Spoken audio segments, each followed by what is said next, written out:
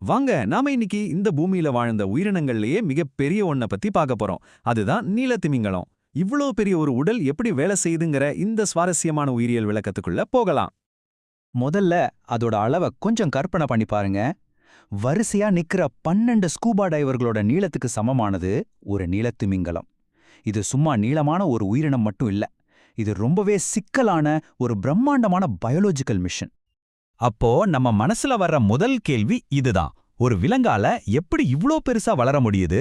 அதோட உடலமைத்து இதுக்கு எப்படி சப்போர்ட் பண்ணுது? வாங்க இந்த உயிரியல் புதிருக்கு விடைய தேடலாம்.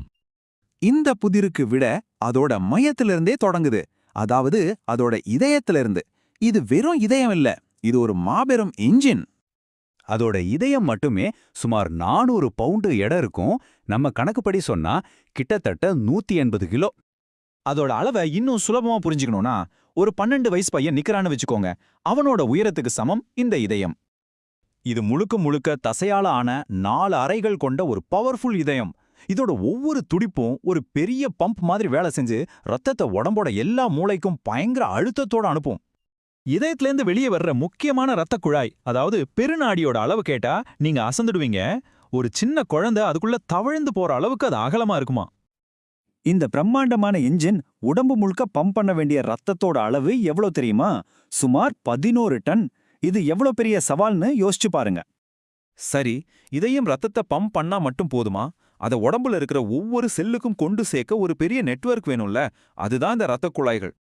இந்த நெட்வொர்க்ல 2 முக்கியமான வீரர்கள் இருக்காங்க, தமனிகள் அப்புறம் சிரைகள். தமனிகள் இதயத்திலிருந்து ஆக்சிஜன் நிறைஞ்ச ரத்தத்தை ஹை பிரஷர்ல எடுத்துட்டு போகும். அதனால அதோட சுவர்கள்லாம் தடிமனா ஸ்ட்ராங்கா இருக்கும். இதுக்கு நேர்மாறா சிரைகள் ஆக்சிஜன் குறைஞ்ச ரத்தத்தை லோ பிரஷர்ல மறுபடியும் இதயத்துக்கே கொண்டு வரும். நீங்க பாக்குற மாதிரி சிவப்பு நிற தமனிகளும் நீல நிற சிரைகளும் சேர்ந்து திமிங்களோட உடம்பு முழுக்க ஆயிரக்கணக்கான மைல்களுக்கு பரவி ஒரு நம்ப முடியாத அளவுக்கு சிக்கலான நெட்வொர்க்கை உருவாக்குது. இங்கேதான் ஒரு சுவாரஸ்யமான சிக்கல் வருது. தமனிகள்ல பிரஷர் அதிகமா இருக்கறதால ரத்தம் ஈஸியா போயிடும். ஆனா சிரைகள்ல பிரஷர் ரொம்பவே கம்மி.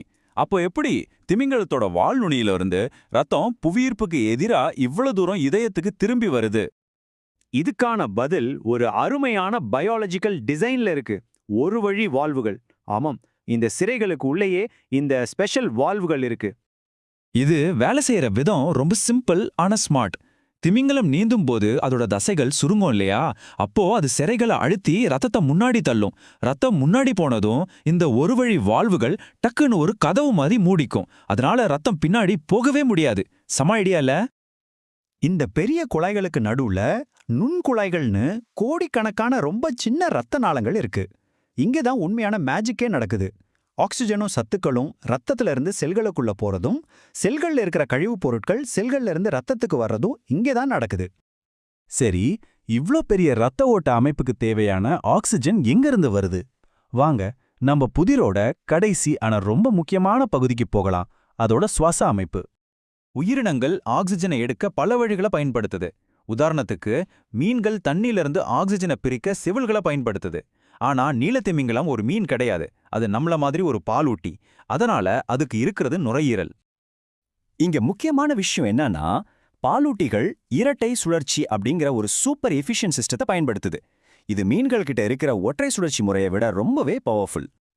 இரட்டை சுழற்சினா என்னன்னா, நுரையீரல்ல இருந்து ஆக்சிஜனை எடுத்த ரத்தம் உடனே உடம்பு முழுக்க போகாது. அது முதல்ல மறுபடியும் இதயத்துக்கு போய் ரெண்டாவதா ஒரு பவர்ஃபுல் உந்துதலை பெறும். இந்த எக்ஸ்ட்ரா பிரஷர் தான் இவ்ளோ பெரிய உடம்போட மூளை முடுக்குகள்லாம் ரத்தத்தை வேகமா கொண்டு சேர்க்க உதவுது. இதுதான் இந்த பிரம்மாண்டமான வெப்ப ரத்த உடலை இயக்க தேவையான சக்தியை கொடுக்குது. நுரையீரலுக்குள்ள போனோம்னா அங்க ஆல்வியோலின் கோடிக்கணக்கான திராட்சை கொத்து மாதிரி சின்ன சின்ன காத்து பைகள் இருக்கும். அதோட ரொம்ப மெல்லிய சுவர்கள் வழியாலாம் நம்ம சுவாசிக்கிற காத்துல இருக்கிற ஆக்சிஜன் ரத்தத்துல கலக்குது, கார்பன் டை ஆக்சைடு வெளியேறுது. இது ஒரு பெரிய பரப்புல நடக்கிற ரொம்ப நுட்பமான ஆனா மிக முக்கியமான ஒரு பரிமாற்றம்.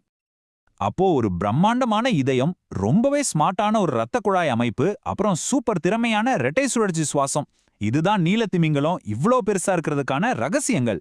இது உண்மையிலே உயிரியல் பொறியியலோட உச்சகட்ட சாதனைன்னு சொல்லலாம். பெரியதாக இருப்பதில் உள்ள சவால்களை இந்த உயிரினம் எப்படி எதிர்கொள்கிறது என்பது இந்த பூமியில் உயிரின் சாத்தியக்கூறுகள் மற்றும் அதன் எல்லைகளை பற்றி நமக்கு என்ன கற்றுக் கொடுக்கிறது என்று சிந்தித்துப் பாருங்கள்.